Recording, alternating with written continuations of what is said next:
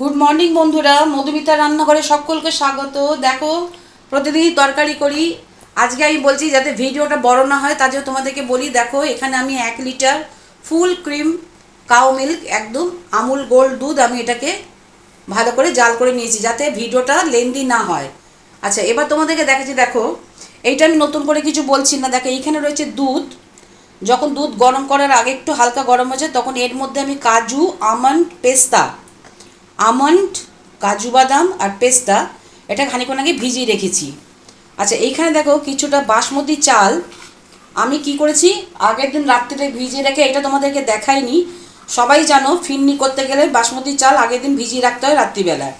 এবার সেটাকে আমি মিক্সির মধ্যে বেটে নিয়েছি, কিন্তু একদম মিহি করে না, একটু দানা দানা আছে। আচ্ছা, এর মধ্যে আমি একটা প্যাকেট কেশর, দেখো এখানে কেশর দেখা যাচ্ছে, একটু অল্প করে কেশর আমি এইটার মধ্যে মিশিয়ে রেখে দিয়েছি। এবার আমি যেটা করব, দেখো এইটা যেমন আছে থাকুক, এই যে এইটা যেটা আছে আমার, যে ড্রাই ফ্রুটসটা দুধের মধ্যে ভেজানো, এইটাকে কিন্তু আমি আগে এটাকে আমি বেটে নিয়ে আসবো, এটাকে মিক্সিতে বেটে আনবো। বন্ধুরা দেখো, এইটা কিন্তু আমি বেটে নিয়ে এসেছি। এইটা এবার আমি যেটা করবো, এই দুধের মধ্যে পুরো মিশিয়ে দেবো। এইটা কিন্তু নষ্ট করব না, দেখো এর মধ্যে অনেকটা লেগে আছে। এইটাকে আমি একটু জল দিয়ে ধুয়ে নেবো।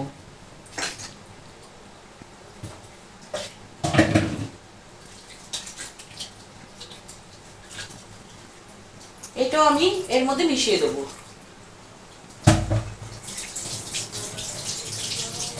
আচ্ছা, এটা যতক্ষণ দেখো হচ্ছে, এটা দিলে হবে কি, টেস্ট তো বাড়বেই, আর তার সাথে কিন্তু ঘনত্বটাও বাড়বে, যেহেতু ড্রাই ফ্রুটস কাজু বাদাম এগুলো দিল, এটা ঘনত্ব বাড়বে। আচ্ছা দেখো, এখানে যেটা আমি অলরেডি চালটাকে গুলে রেখেছি, এটাকে একটু গুলে রেখেছি দুধ দিয়ে। এখানে দেখো রয়েছে আমার আমুল স্প্রে দুটো, 10 টাকা দামের প্যাকেট। এই দুটো আমি এর মধ্যে মিশিয়ে দেবো,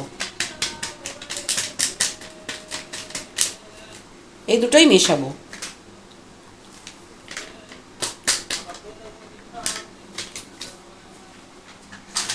এটাকে আমি একটু ভালো করে এর মধ্যে গুলিয়ে নেবো।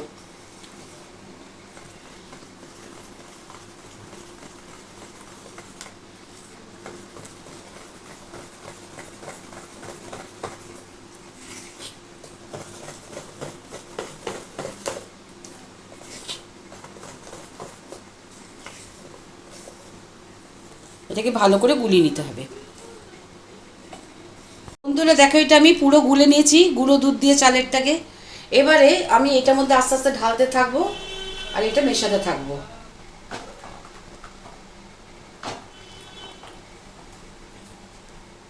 পাটটা একটুখানি ধুয়ে নিয়ে, একটু ঘুরিয়ে নিয়ে একটু দিয়ে দিলাম।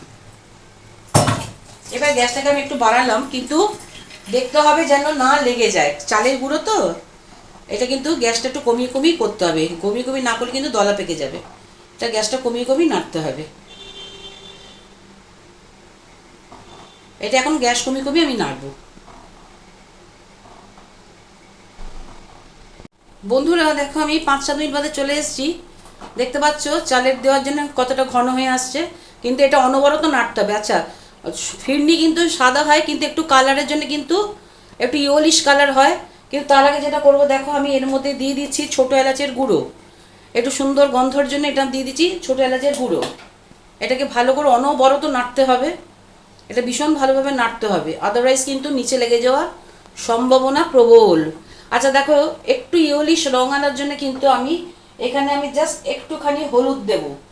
আমি অন্য কোনো ফুড কালার মেশাবো না, জাস্ট একটু দেবো হলুদ, একটু কালার আনার জন্যে।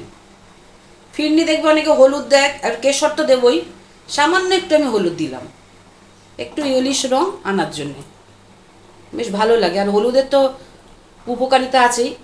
আচ্ছা, আমি আরও একটু জাল দেওয়ার পর কিন্তু আমি এর মধ্যে চিনিটা মেশাবো। এখনই কিন্তু আমি চিনিটা মেশাচ্ছি না, আর একটু জাল হয়ে যাক, তারপর আমি চিনিটা মেশাবো। এটা কিন্তু অনবরত নাড়তে হবে। আর এই মানে ফিরনি করলে কিন্তু চাল একবারে মিহি করে ফেলবে না, একটু কিন্তু বেশ দানা দানা দানা দানা থাকবে মুখের মধ্যে, ভাঁড়ের মধ্যে পড়লে খেতে ভালো লাগে। একটু দেখো আমার এখানে একটু সামান্য দানা দানা আছে। আচ্ছা, এবার আমি যেটা করবো, চিনিটা আমি দিয়ে দেবো।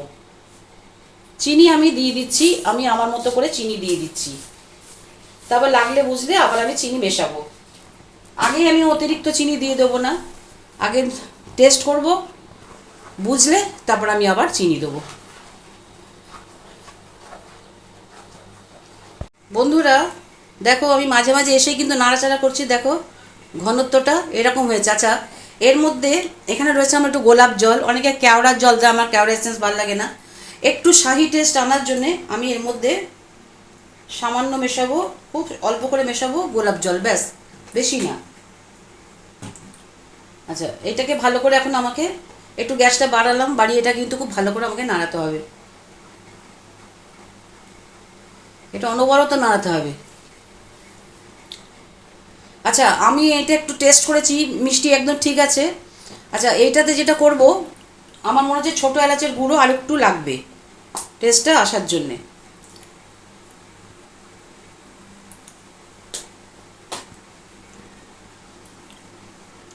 এটা একটু ভালো করে নাড়াচ্ছি।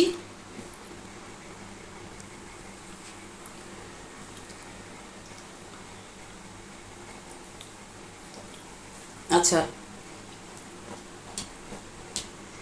এটা কিন্তু আমার হয়ে গেছে, বুঝতেই পারছো, একদম কমপ্লিট। এবার যেটা আমি করব, দেখো এখানে রয়েছে আমার কতগুলো সুন্দর সুন্দর মাটির খুঁড়ি।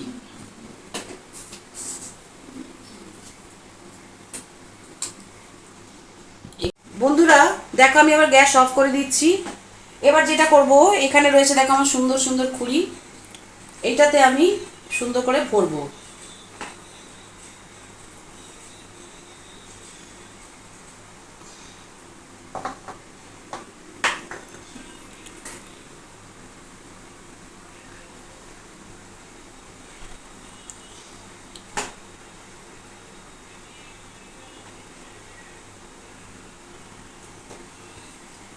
এগুলো আমি এটা ভরে নেব।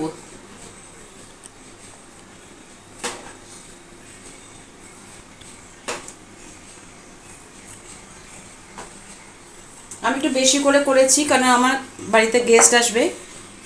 আচ্ছা, এবার আমি যেটা করব, দেখো এখানে রয়েছে আমার একটু কেশর, আমি এই কেশরটা কিন্তু জাস্ট ওপরে কতগুলো আমি এখানে ছড়িয়ে দেবো।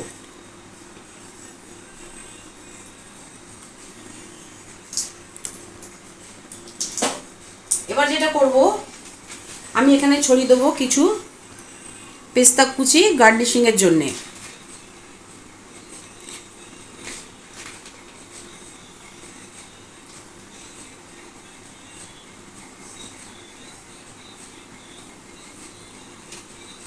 দুটো পড়েও গেল, দিয়ে দিই। দেখো বন্ধুরা, তৈরি হয়ে গেল আমার অত্যন্ত সুস্বাদু টেস্টি ফিরনি। তোমাদের এই আজকে আমার এই ফিরনি রেসিপিটা তোমাদের কেমন লাগলো অবশ্যই কমেন্ট করে জানাবে। আর এই গরমের দিনে এটাকে এখন কিন্তু আমাকে এটা দিতে হবে ফ্রিজের মধ্যে ঠান্ডা করতে দিতে হবে। এটা ঠান্ডা হয়ে গেলে তারপর কিন্তু তোমাদেরকে এসে দেখাবো কেমন হলো। আর বলে রাখি, এই রেসিপিটা দেখো ভালোভাবে, তোমরা দেখলে তো আবার আমি নেক্সট এটা জমলে তোমাদেরকে এসে কেটে দেখাবো। বন্ধুরা দেখো, আমি ফ্রিজে রাখার পর বার করে নিয়ে এসেছি, সুন্দরভাবে সেট হয়ে গেছে, একটাও কিছু পড়বে না, দেখেই বুঝতে পারছো।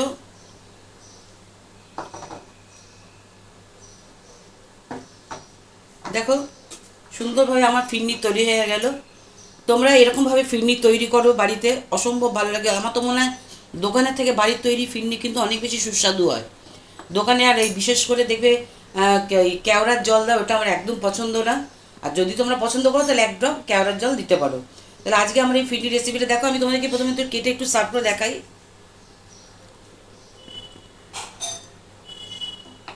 দেখো, দেখেই তোমরা বুঝতে পারছো কিরকম টেক্সচার, অসম্ভব ভালো খেতে হয়। তোমরা ঠিক এইভাবে ফিন্ডি বানিয়ে বাড়িতে খাও, আর আমাকে অবশ্যই কমেন্ট করে জানাও তোমাদের কেমন লাগলো। আশা করি তোমাদের ভালো লাগবে, আর ভালো লাগলে প্রচুর প্রচুর লাইক এবং সাবস্ক্রাইব করে আমাকে সামনের দিকে এগিয়ে নিয়ে যাওয়ার চেষ্টা করবে। তাহলে আজকে আসি, অন্যদিন আবার নিয়ে চলে আসবো নতুন করে রেসিপি।